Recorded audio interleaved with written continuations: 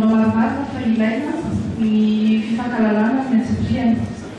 Misy atao hoe comité teknika izay mandrindra tanteraka ny asa manodidina rehetra mikasika ny fikarakarana ny fivolena na amin'ny lafiny logistika zany a, na amin'ny fitantanana ankapobeny, na amin'ny lafiny serasera. Misy solitena ry zareo reto raha misy olana samihafa isika moa eto maolana no atao.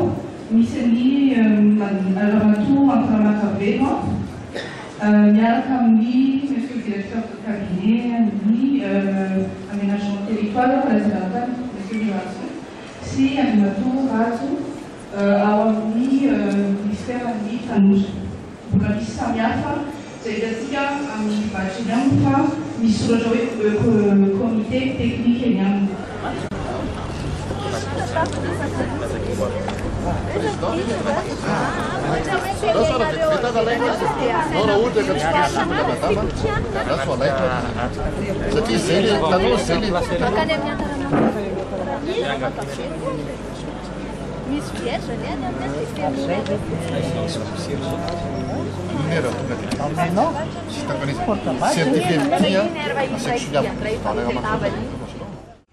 Siamanao anay mihitsy ny kartiny za tafiditra amin'ity moa ianao. Tafiditra tao any ahy, azonao zany tafiditra tao e.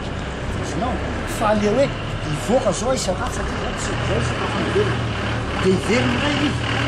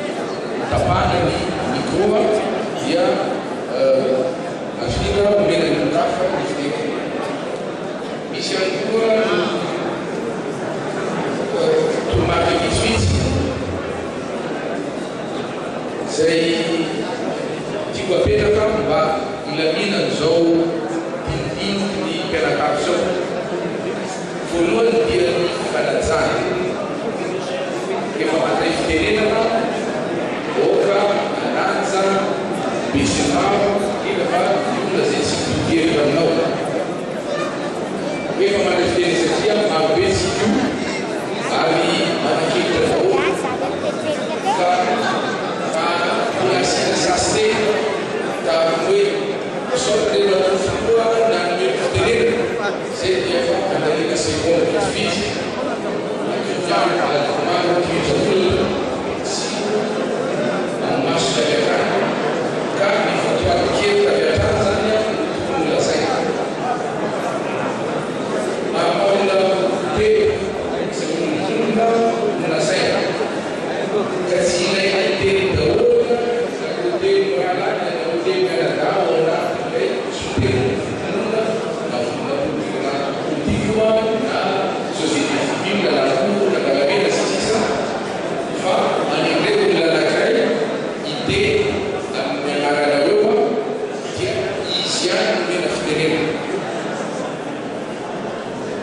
farany vonohy ny finday na ataovy en mode vibreur fa raisinay tsy fanajana ny fahirinona